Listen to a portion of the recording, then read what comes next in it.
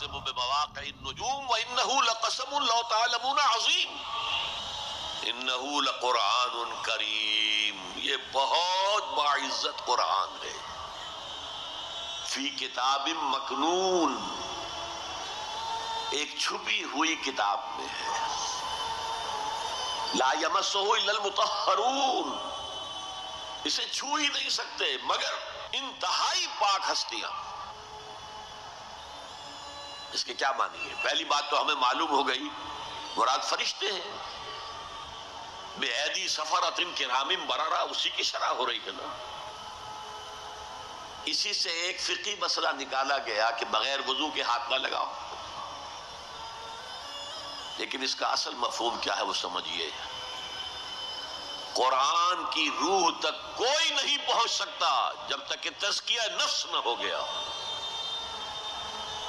اگر حب مال، حب دنیا، حب جاہ، حب شہرت، اگر یہ تمام محبت میں دل سے نکل نہ جائیں تو قرآن کی روح تک آپ کی اپروچ نہیں ہوگی۔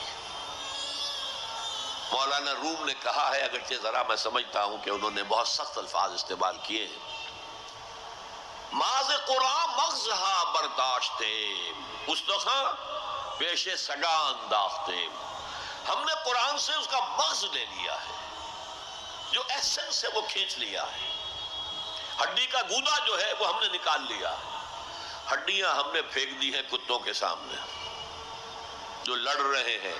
علم کلام کا مسئلہ ہے صفات حق حق سے جدا یا عین ذات، قرآن مخلوق ہے یا نہیں ہے، غیر مخلوق، اور بڑے بڑے ہو رہے ہیں اس کے اوپر، یہ کتے لڑ رہے ہیں ان ہڈیوں کے اوپر۔ ہم نے اس میں سے اصل شے نکال لی، وہ کیا ہے؟ اللہ کی محبت، اللہ کی معرفت، یہ ہے اصل شے۔ ماذ قرآن مغزہ برداشتے استخاں پیش سگا انداختے۔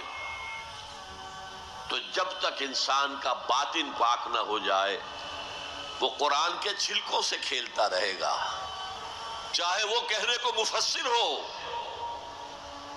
قرآن کے باطن تک کبھی نہیں پہنچے گا۔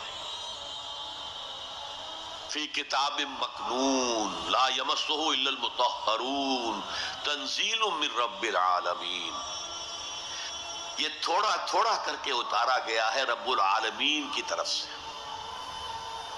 انزال کے معنی ہے دفعتاً اتار دینا۔ لیلۃ القدر میں آیا انا انزلناہ فی لیلۃ القدر، رمضان کے بارے میں شہر رمضان الذی انزل فیہ القرآن، باب افعال، لیکن حضور پر ایک دم نہیں اترا، تھوڑا تھوڑا تھوڑا تھوڑا 23 برس میں جا کر اس کی تکمیل ہوئی۔ اب دیکھیے جو شکوہ کیا اللہ نے، کیا اس جیسی نعمت سے تم مداہنت کر رہے ہو، بے اعتنائی کر رہے ہو، اسے پڑھتے نہیں ہو، اسے سمجھتے نہیں ہو، اس پر عمل نہیں کرتے، اسے اپنا امام نہیں بناتے؟ تمہارا طرز عمل یہ ہے، بلکہ تم نے اپنا نصیب یہ بنا لیا ہے کہ تم اسے جھٹلا رہے ہو۔ غور کیجئے، جھٹلانا جو ہے دو طرح کا ہے، ایک ہے زبان سے کہنا کہ یہ نہیں ہے، کوئی اللہ کا کلام نہیں ہے، یہ قرآن وغیرہ جھوٹ، سب اساطیر الاولین ہیں، یہ محمد نے گھڑ لیا ہے وغیرہ وغیرہ، جھٹلانا ہو گیا۔ ایک جھٹلانا ہے عمل سے جھٹلانا، مان تو لیا اللہ کا کلام ہے لیکن اس کی حرام کردہ شے کو اپنے لیے حلال کیا ہوا ہے۔ حدیث نبوی ہے ما آمن بالقرآن من استحل محارمہ، اس شخص کا قرآن پر کوئی ایمان نہیں ہے جو اس کی حرام کردہ چیز کو اپنے لیے حلال ٹھہرا لے۔ اس اعتبار سے غور کیجئے، اور اس کی مثال بھی دی ہوئی ہے سورہ جمعہ میں، مثل الذین حملوا التوراۃ ثم لم يحملوها كمثل الحمار يحمل اسفارا بئس مثل القوم الذین کذبوا بآیات اللہ واللہ لا يهدی القوم الظالمین۔ مثال ان لوگوں کی جو حامل تورات بنائے گئے تھے اور پھر انہوں نے اس کی ذمہ داری کو ادا نہیں کیا، اسے قائم نہیں کیا، اس کے احکام پر عمل نہیں کیا۔ جیسے فرمایا ہے سورہ اعراف میں قل یا اہل الکتاب، کہہ دیجئے اے نبی صلی اللہ علیہ وسلم، اے کتاب والو، لستم علی شیء حتی تقیموا التوراۃ والانجیل وما انزل الیکم من ربکم، تمہاری کوئی حیثیت ہماری نگاہ میں نہیں ہے، تمہارا منہ نہیں ہے کہ ہم سے دعا کرو جب تک کہ تم تورات اور انجیل کو اور جو کچھ نازل کیا گیا تمہاری طرف اسے قائم نہیں کرتے۔ آج اللہ ہماری دعائیں نہیں سنتا،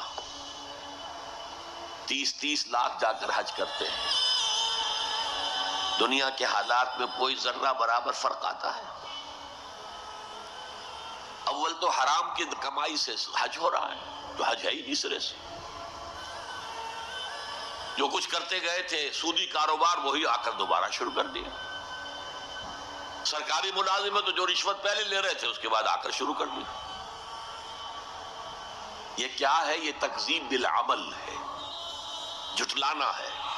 تم نے اپنا نصیب یہ بنا لیا ہے کہ تم قرآن کو جھٹلا رہے ہو، جیسے کہ انہوں نے جھٹلایا تھا۔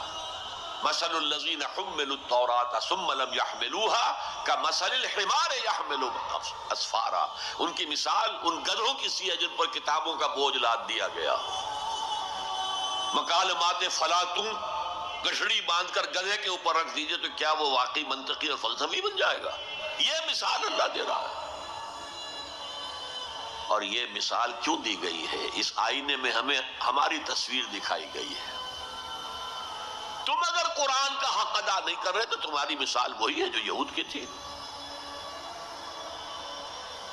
بئس مثل القوم الذین کذبوا بآیات اللہ، بری مثال ہے اس قوم کی جس نے اللہ کی آیات کو جھٹلایا۔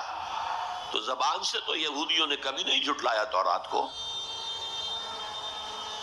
عمل سے جھٹلایا ہے۔